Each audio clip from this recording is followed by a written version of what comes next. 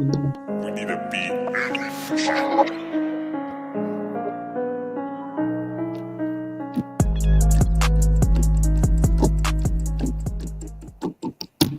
Whoa! Hey everyone, welcome to the Fifth Quarter Vantage Cast. I'm your host, Coach V, and I'm joined by Dr. Dry. Welcome back from vacation. And Peepaw. Put your milk in the microwave, 22 seconds. Have a sip. It's good. Tastes right good right now. During the intro, I always get a little distracted because I go like middle schooler on the desk, and I'm like, yeah. Down Friday. Yeah, and then I forget that we're doing podcasts. So, welcome in, everyone. Welcome in, all zero viewers. We're glad you're here. Appreciate it. And, this is the episode we've all been waiting for. It's the God Squad. And I think people enjoy this, all zero, but they come back and watch it. It's important. And so, how are y'all feeling? 2 days before fantasy football season kicks off? With all my drafts wrapped up, I felt like my draft strategy played out pretty well in my main league. Things fell my way last week, Wednesday. Feeling great about it. Currently projected to score the highest for projections for this week. So that means your boy won the draft, if we're being honest. And that means nothing, but in my mind, it means a lot. So I'll take that recognition. And hopefully that plays out for the rest of the season, because last year it was absolutely pitiful. So we're going to change that up this year with some God Squad boys on the team and change it up and change some futures. That's what I'm talking about. I had my final draft last night, live one with the boys. Had 5 beers and felt really hungover today, but went to work anyway because something about night drinking. I'm really good at day drinking. I can drink all day, but if I'm drinking at night, I feel it the next day. It's really bad. So anyway, still made it to work and performed well. But I was on vacation last week, and Patrick the Porker showed up. He did? He did, to the tune of probably over $1,000 in food. No! This was supposed to be the cheap vacation. Well, yeah. Well, we travel the world so that my kids can try chicken tenders from all different parts of the world.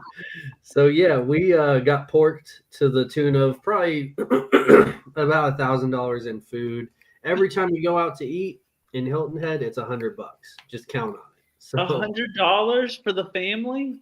For the family. Don't have a family. Oh my word! It was awesome. How do you get to $100? I don't know. I know me, you, and Fief went out that one time whenever Wayne the waiter, when you guys got married, and we struggled to get to like 200. Yeah.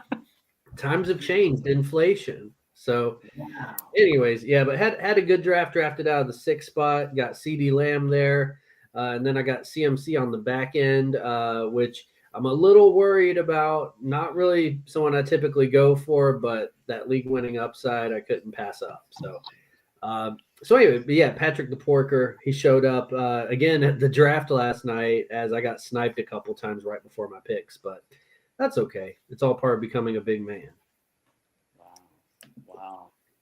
Yeah, well, I mean, we're here. It's exciting. I'm ready for this season. I feel like one of my teams is a little weak. Like, it's the first time, like this is like set your lineup. So it's like the first time you finally like set your lineup like for real. And I was like, oh shit, one of my teams kind of sucks. So I was like, that's all right. We'll figure it out. We'll go up from here, but feel good about my other squads. So yeah, it's coming whether you like it or not. And there's Friday night football this week, which is weird. So sorry, every high school in America, all the parents aren't going to watch you play your game because you'll be watching Chiefs and somebody. Chargers. Chiefs and Chargers. So there you go. Are we doing rock, paper, scissors for something? Yeah, I think to determine who goes first, second, and third for the God Squads. What do you guys think? That sounds fun. Yeah. I'll do it. All right. We should do rock, paper, scissors, shoot. And I guess whoever wins can choose if they go first, second, or third. Okay. All right.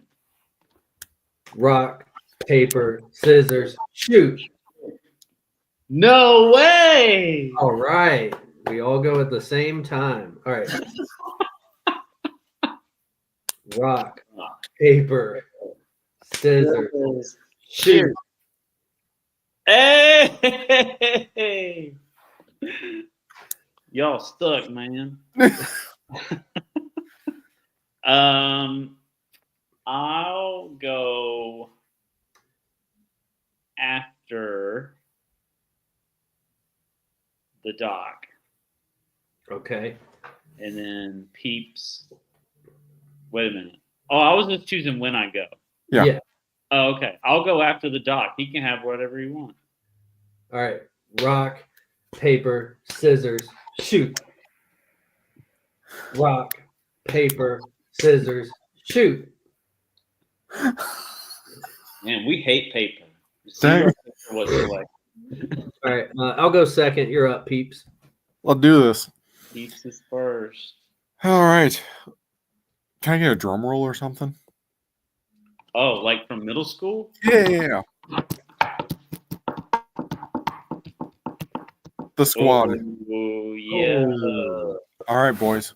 So here we got almost all of these guys I have in one shape or form or another on one of these squads, except for the man in the upper right corner. I don't have him, and that's why he looks so sour tonight. But don't worry. We're going to change that here. So this season, all these guys, God Squad, not allowed to have any first rounders as part of this.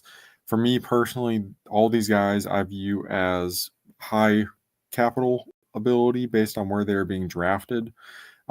So with Brees Hall, depends on what you're doing for your format.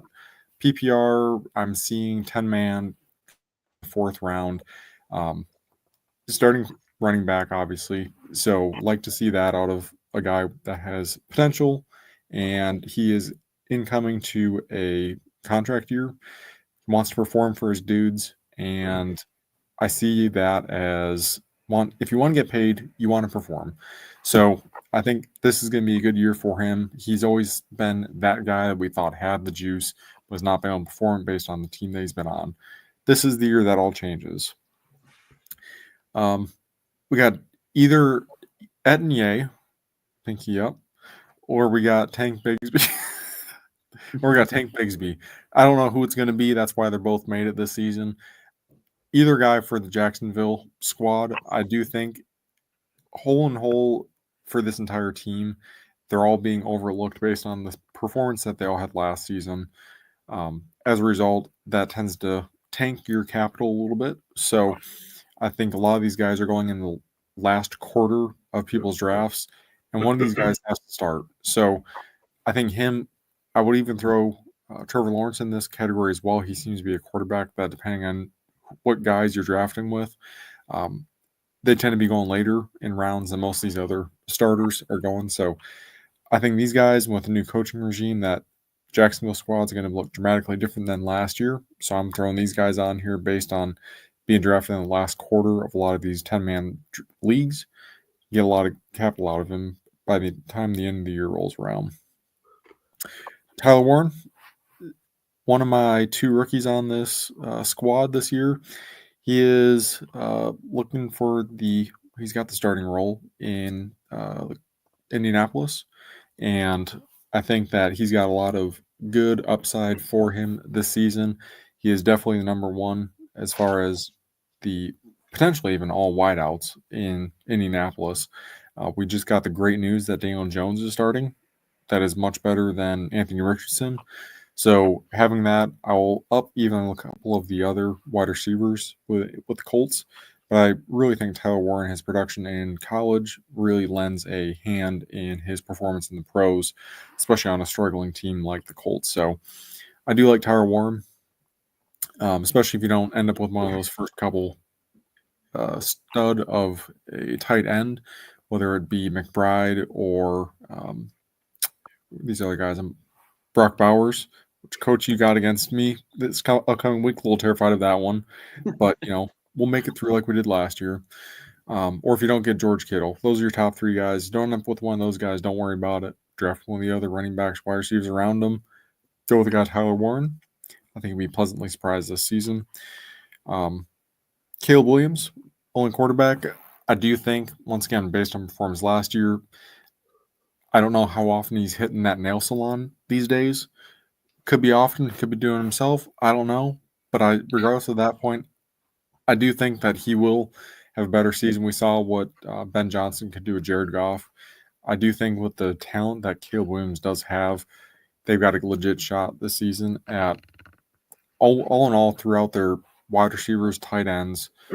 I think they got a legit shot to have some stud power on offense, and their defense is quietly a really good defense if you're in a defensive league. So look Bears' way. Wide receiver, we got DK Metcalf. I'm consistently finding him slipping into the 5th round, if not later. Who is for sure a wide receiver 1 on a team. I know he's got Aaron Rodgers as quarterback, so take it for what it is. But to find a wide receiver 1 that has great production and upside in the 5th, 6th round, it's hard to beat. So I've been looking for him, and I was able to get him in my draft last week. Happy with that. We got Ted McMillan. I was able to get him in our Junkies League. Great hype about him, especially with the injury to Coker this past week. That only accentuates the fact that he is the only guy they got. So love to see what he's able to do this season. And he is also being drafted somewhere in that 5th, 6th round, somewhere similar to where Metcalf is. And with the amount of wide receivers that are being taken for him, I think we got a great possibility. He was on a squad in Carolina that didn't perform well last year, but I think with the way that Bryce Young might be able to do this year after the way he finished at the end of last year, I think he's got a legit shot, and with his college production as well, great chances for Ted McMillan to be I'm going to call it a top 15 quarterback or wide receiver. Ricky Pearsall. Who else? The man's a shot, and he came back and played last year. Didn't do well, but you know what? He's so. Who else, honestly, do they have that's healthy in San Francisco? Not much of anyone. So Ricky Pearsall, he had some good flashes last year as a rookie. I was a rookie believer at last year. Still holding on to him. Hold on hope. With all the injuries that they do have at wide receiver position, you're looking at George Kittle, McCaffrey, and Pearsall as your top guys to start the season. I believe Juwan Jennings just started practicing again this past week, but I still think Pearsall is going to have a solid footing as wide receiver 1 to start with this squad. And he's also being drafted, mid-draft, 8th, 9th, 10th round. That's what I'm seeing, depending on which league you're in, how savvy some of those guys are. So for a guy that's probably going to start as wide receiver 1 on a squad, 10th round-ish, solid capital towards the end of the year if you hold on to him and he actually is able to produce. So I think all these guys have great potential for the upcoming season. And this is Peep Skywalker for 2025, boys. Wow. Nice. Yeah. Is it more manly if you do your own nails as opposed to go get them done? You said you were hoping that he's doing his own these days. I mean, I don't know what he's doing. I'm not keeping up with his beauty techniques, but hey, he's still making millions. And what am I making? Not millions. So he did him. I like you doing the players that were forgotten about because they had like a shitty year. I think that's good because they don't show up. If someone like does 24 stats, top to bottom, some of these guys aren't going to show up. When if you go back like 23 stats or 22 stats, like they had a great year. So I like that. And I my only doubts with DK is just Arthur Smith, like, is he just going to give Jonnu Smith the ball and it's just going to get weird? But yeah, DK's the number one receiver on the offense with Aaron Rodgers. So I hope that will work out. But Arthur Smith's set up. He knows how. Oh, he's nothing more than a common butt cheese boy. He is a cheese man. And the only reason I put Etienne on this list is because I have him in our Junkies League, and I have to hold on to hope for something. So this is my hope for him. When did you draft him? I don't know. It was too early at this point. I could have traded him for a jar of dirt last year, and no one still would have taken him. Yeah. And Ricky Pearsall, he's not the only gunshot victim on his team anymore. Brian Robinson is on the squad too. Right. I'm sure he doesn't feel as embarrassed this year. They go to the same support group every Tuesday night at 6 o'clock. Breece Hall, I got this man, and I just sent you guys the screenshot. I got him in the 7th round last night. So he's tanking big time. It was, and it's always, the talent has always been there. It's just, I just hope they realize what they got. So if they do, though, to the moon, Breece Hall. And I think since he is on a contract year, chances if they aren't doing well come trade deadline, he gets shipped. 100% see it. Yeah, maybe he'll go to the Dallas Cowboys or the Chicago Bears. That'd be a great landing spot too. Yeah, well, so, excellent work. There you go, boys. All right. Up next to the stage, I've put together the largest God Squad that I've ever put together.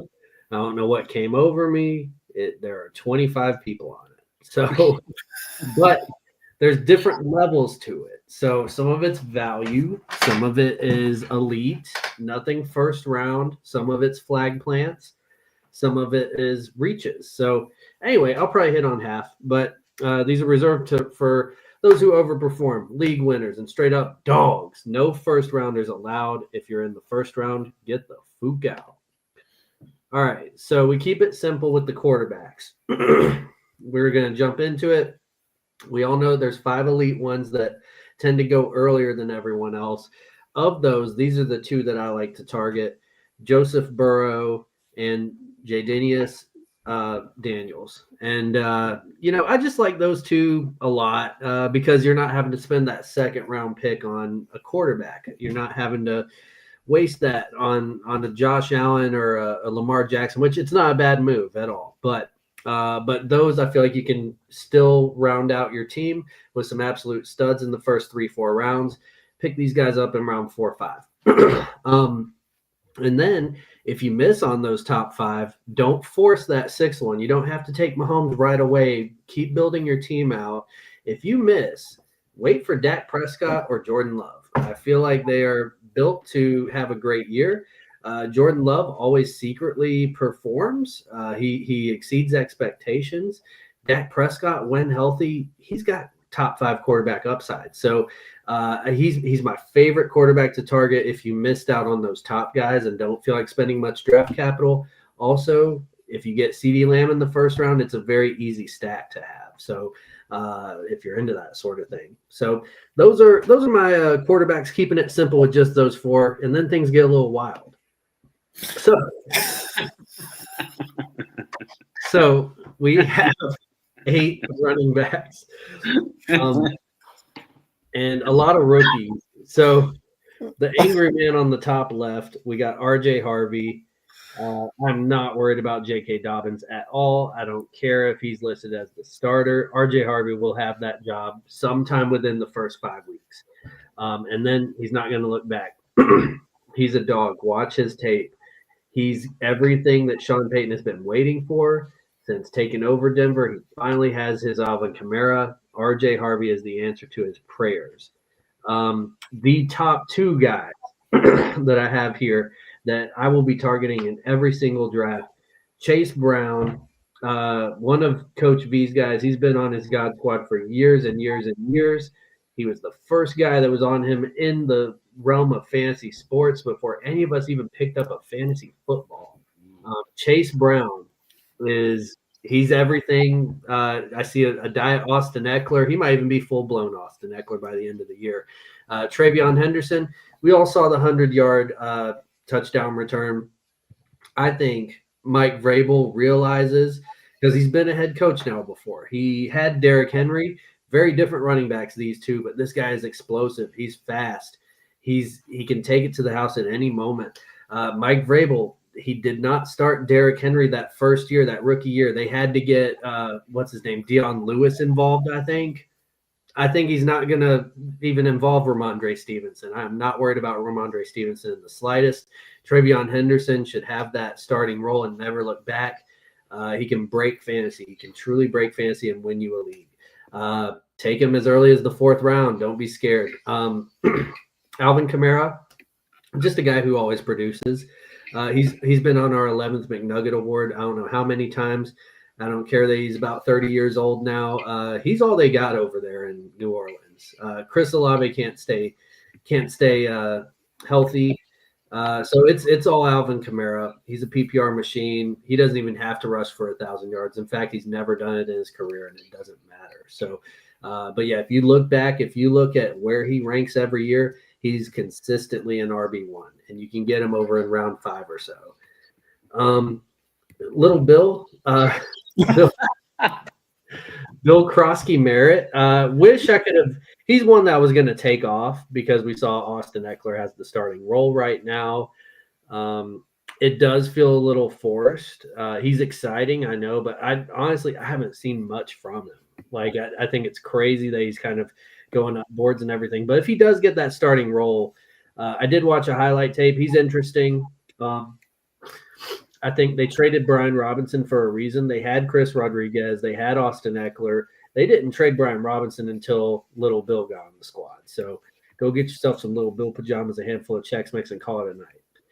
Hey, can you tell the Little Bill pajamas story? Because I'm forgetting about it. Okay. It involved your father. So Barry. So one time, and I think Muggy was there too. And Muggy was talking about like what kind of pajama. It was around bedtime, and like me and you were there, and Baby Cakes was still up. She was about to go to bed, and Muggy wanted a certain kind of pajamas, but he was trying to think what kind of pajamas he wanted, and like people were suggesting different pajamas, and then your dad, with a glazed over look, goes, "What about some Little Bill pajamas?"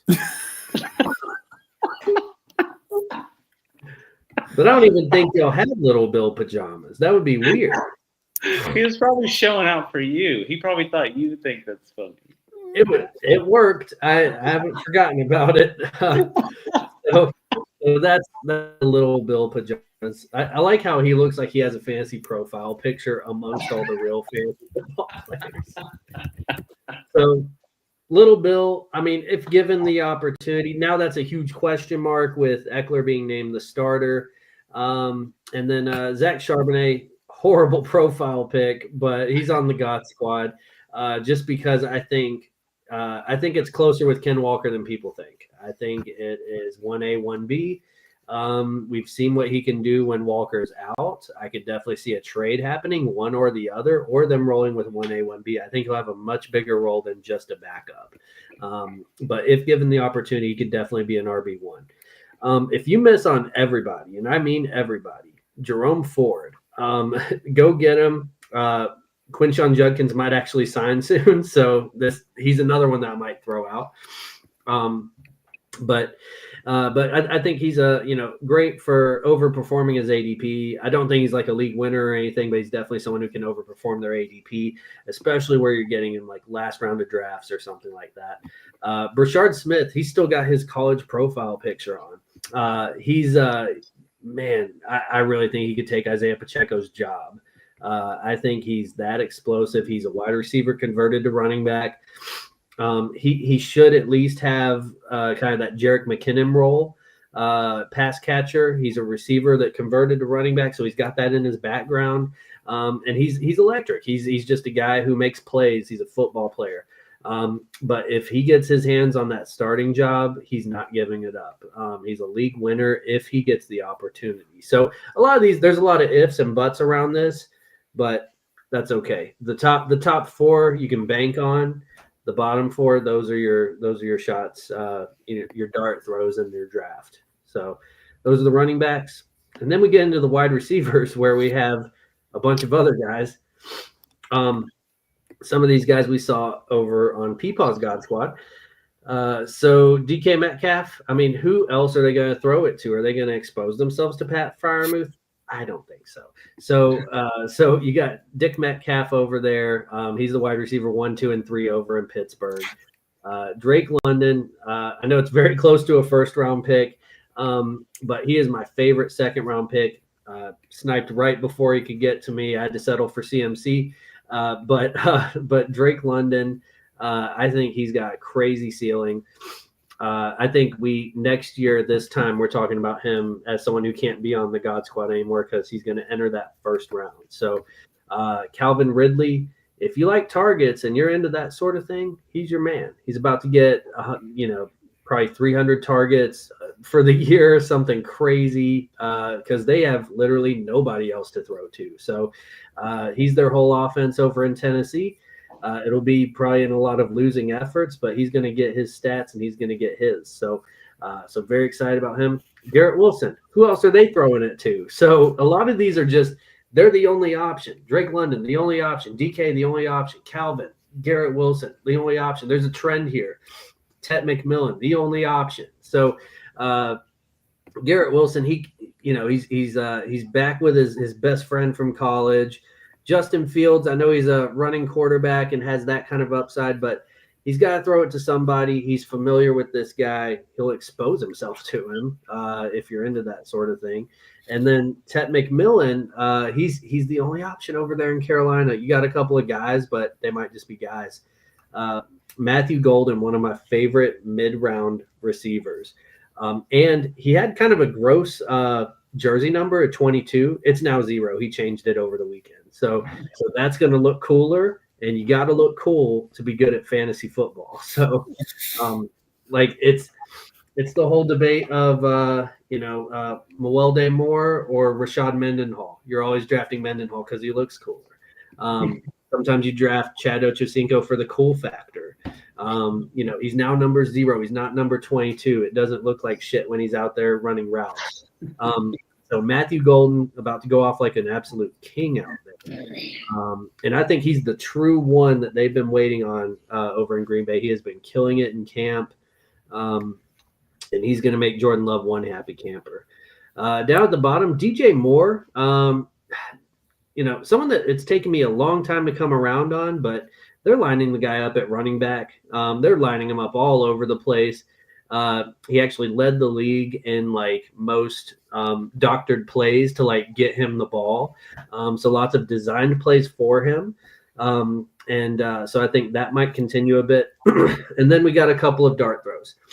Jaden Higgins, he's in such a great situation over there in Houston, and everyone forgets about it. You got Nico Collins. He's your number 2. Jaden Higgins has stepped into the number 2 role over there. I don't think yet we have to worry about Christian Kirk. This guy is way more talented. He reminds me a lot of a Drake London. He's a big receiver, and he's going to do great out there in Houston. Definitely outperform his ADP. Might really become something there. And if there is an injury to Nico or something like that, the moon's the ceiling there. Luther Burden. He's listed as the wide receiver 3. I think he's better than Roma Dunze. Roma Dunze can't separate for shit. Luther Burden is him. He watch his tape from 2 years ago. Don't pay attention to last year. He's still the same guy. He just had really shitty quarterback play. But now he's got LGBTQB1 throwing him the ball. So, anything could happen there. So anyway, it's a Ben Johnson offense. He's drawn comparisons to Amon-Ra St. Brown. You love hearing about that stuff as a fantasy owner. And then that little fella over there just peeping out. Who's that? Efton Chisholm III. So if you love white, slow, undrafted New England Patriots wide receivers who make the 53-man roster and are going to be PPR machines, hopefully this year, he's got a big hill to climb. It's a very crowded receiver room. But if you're in an extremely deep league and you're like, I don't like this guy, this guy, this guy, pick up Efton Chisholm in your last round and see what he can do. He's out of Eastern Michigan, and his tape says it all. He's a dog, really dominated FCS, and he's about to dominate the NFL. So be on the lookout for Efton Chisholm III. Lastly, we have tight ends. His picture is bigger than everyone else's because he's the number one tight end. We got Trey McBride. And I know it's cliche to put the number one tight end on there, but he's not a first rounder. So you can get this man in like the fourth after Brock Bowers goes off. I wanted to take him like at one point in the draft, and I was like, no, wait for Brock to go off. It would be a complete flag plant in person if I did it, but it feels better if the consensus number one goes off and then you get your guy. So I was able to do that. George Kittle, that third elite option there. His hair is nasty as shit, but he is ready to play.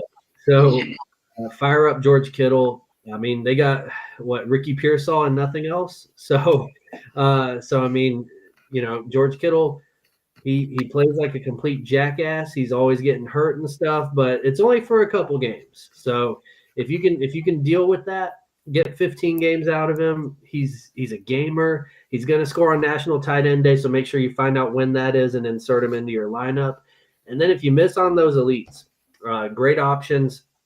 He was on Peepaw's God Squad. Tyler Warren, he's going to be the entire offense. He's tight end 1, wide receiver 1, wide receiver 2, and wide receiver 3 over there in Indianapolis. The offense will run through him. He's going to be the Trey McBride of Indianapolis. David Njoku, they recently named their starting quarterback none other than Joe Flacco, who loved throwing to him last year or a couple of years ago. And that was a fun time. Njoku was heavily involved in that offense. I don't think Jerry Jeudy's that terrific. I know he was kind of shitty until last year. It took him years to get going. So I mean, I think last year was kind of a fluke. I don't see him as a wide receiver 1. I think Njoku, I think the offense is going to run through him. So again, you want to draft focal points of offenses, whether that's at wide receiver, running back, tight end. Make sure you get your guy, and that's why these guys are on my God Squad.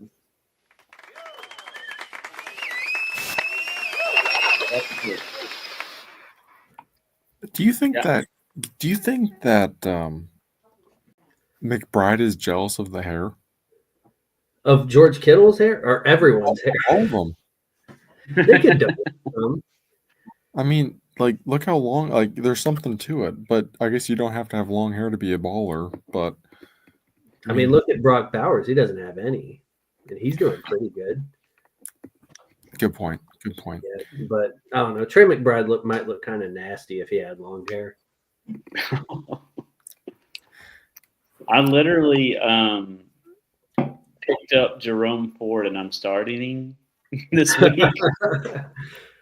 It's because it's like he's a better option than probably a lot of people who drafted a running back this week.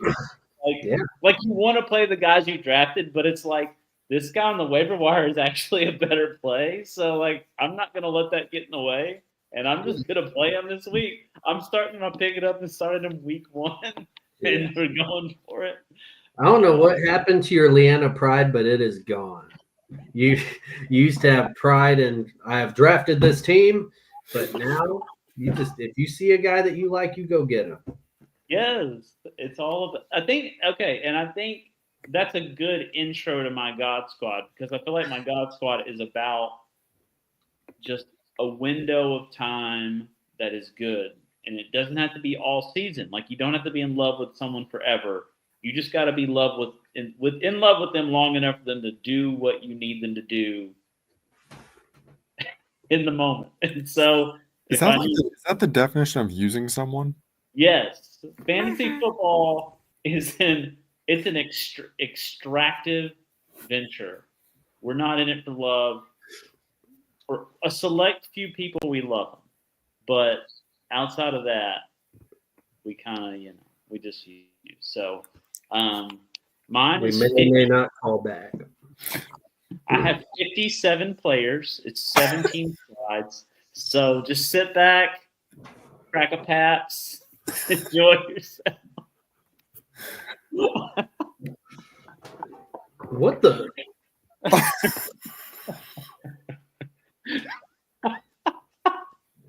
So I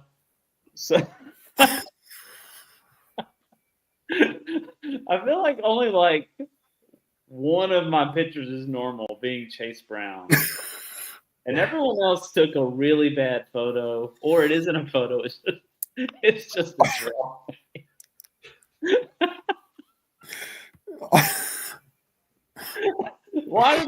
Okay, this is the bad photo squad and the God squad.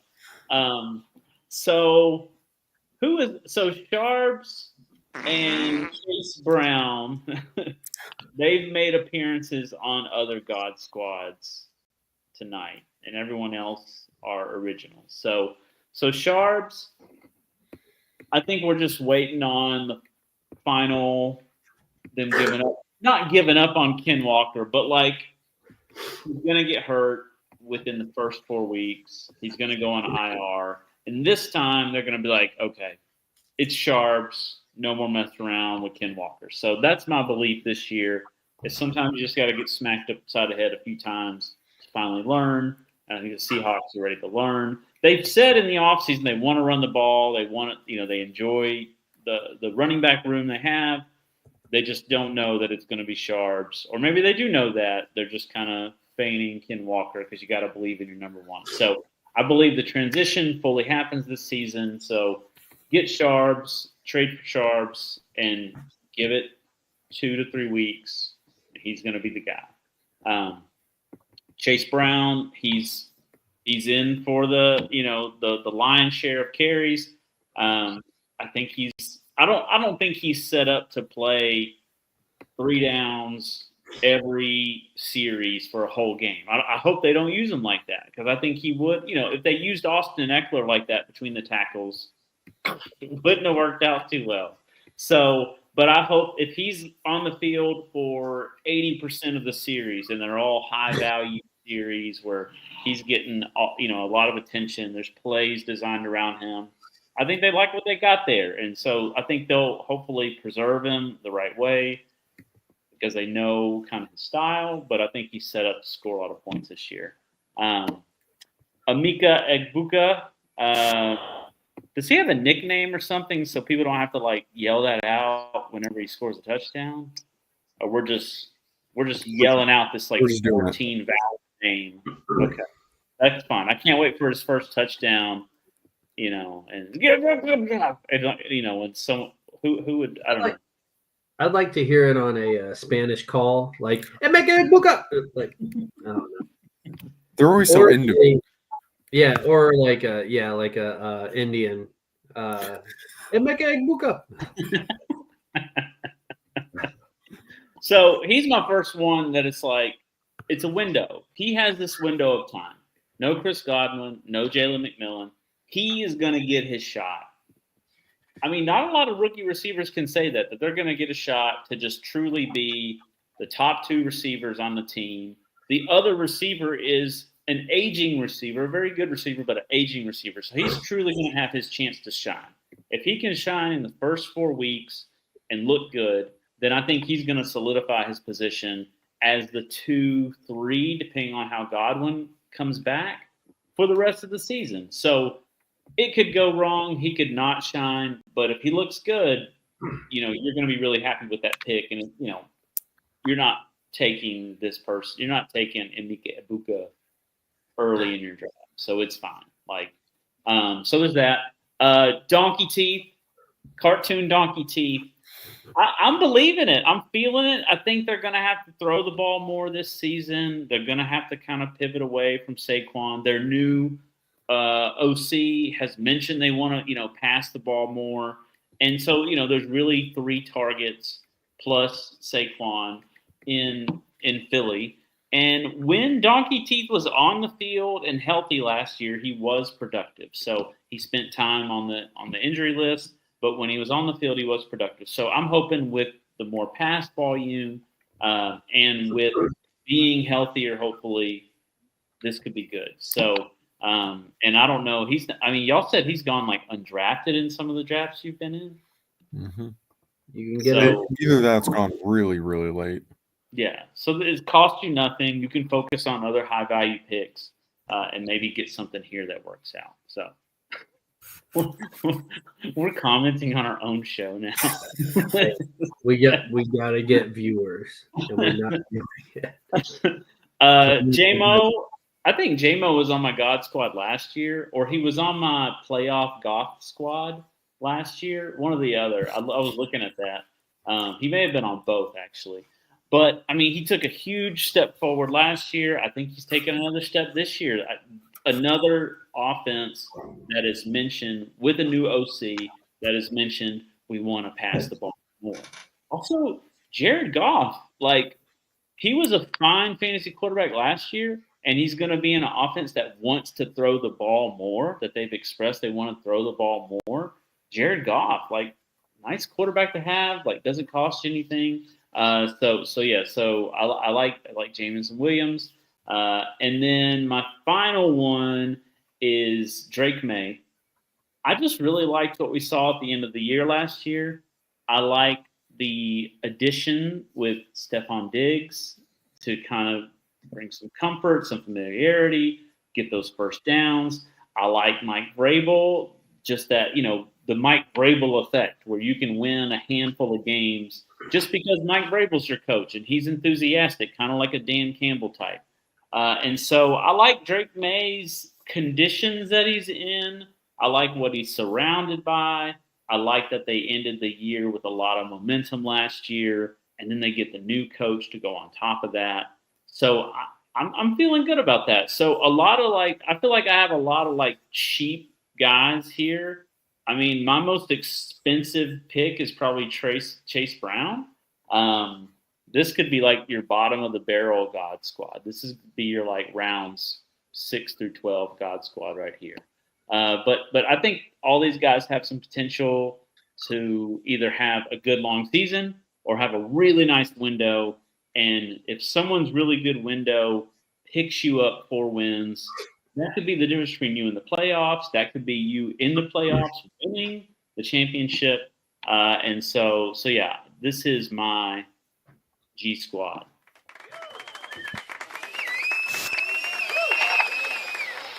And what if Philly trades for Arthur Smith and he gets obsessed with donkey teeth, and then he gets donkey the full Jimmy Smith treatment.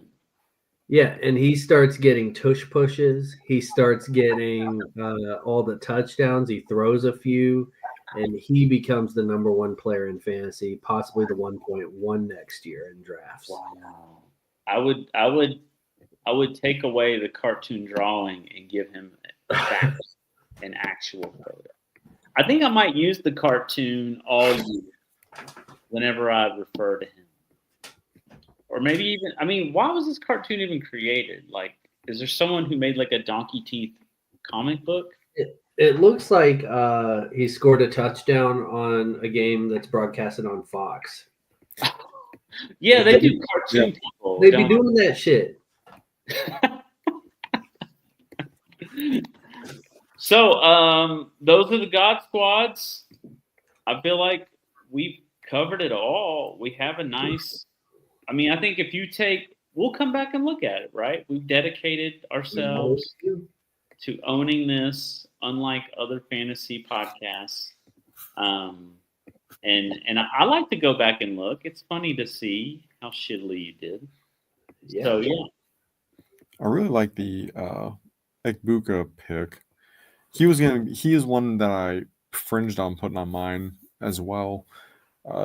He's got legit shot to make an impact as a rookie in a room where he maybe would have not had Chris Godwin started, and I think Godwin's probably out till at least week 5, if not later. So, like you said, he's got a good chunk of time here to make an impact out there, and I think Cartoon Donkey Teeth is about to go on an adventure with Shrek somewhere, and they're about to have a rip-roaring time. Hey, Donkey Teeth,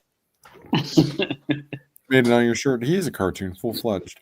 Yeah, I think y'all got some good upcoming talent here, and the only splurge you had there was your Chase Brown pick, who you've been riding for the past 3 years. Yeah, I'm just gonna ride that until he fucks up. So then I'll never. Oh, I'm ready to play, boys. nice. So yeah, the season starts 2 days. Get your fantasy lineup set. We'll be back next week, getting into our regularly scheduled programming where we are talking awards. Who shit the bed? We are talking weights for men. I forget what the weights for men award is for. Those are those performers that just don't have their shirt on and look good flexing. Oh, the flex of the week. That's right. So come back here every week from week 1 all the way through the end of the fantasy playoffs to find out who fucked up, who we're proud of, and then who's going to do better the next week. The talk is wiping his face clean, and so make sure you use a towel whenever you do your business. And don't forget to do some things after you leave today. You should live, laugh, love, like, and subscribe. Fifth Quarter Fantasy Cast.